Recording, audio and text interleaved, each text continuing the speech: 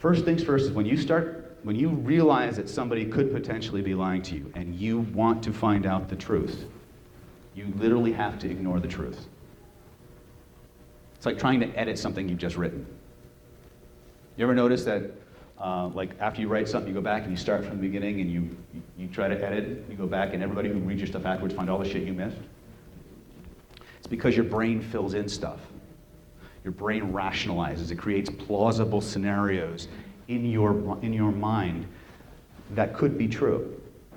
A lot of times, people don't get away with lies because they're good liars. They get away with lying because we really want to believe them. And that's why you have to really make a decision when you're going to start employing some of these tactics. How far down that rabbit hole do you really want to go? What are the relationships? What are the ramifications of pursuing that? Right? A lot of people, and I deal with a lot of people who step outside their marriage on a regular basis and things like that. Trust me, there's a lot of things that we just don't want to know, even though there's part of us that does. Right?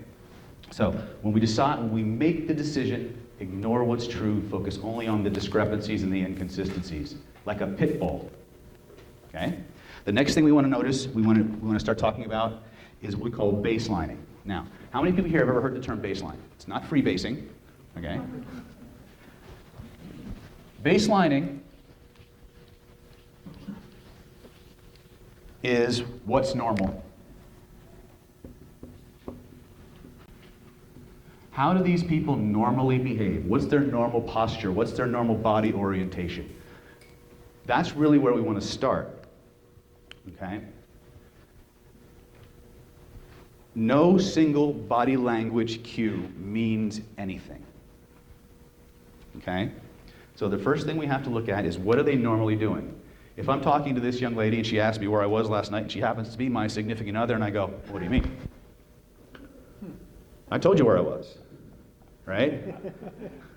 If my normal way of speaking is this and all of a sudden this happens, I just gave her the second thing we have to start looking for. I deviated from my baseline, but I also did what we commonly refer to as several body language cues within a 5-second window. It's called clustering.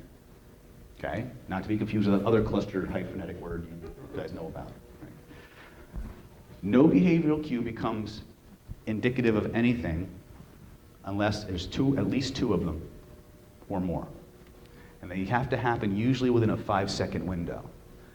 Now, when I talk about lie detection being an indicator of stress in the body, that's exactly what I mean. It's very, very difficult for us to keep track of our stories. The hardest lies to catch are the ones most close to the truth. Okay? It's the hardest lie to catch. The bigger the emotional payoff, or the less time a person has had to prepare, the more deception leakage you're going to have. In other words, the more stressed out they're going to get, and the more holes you're going to find in their story.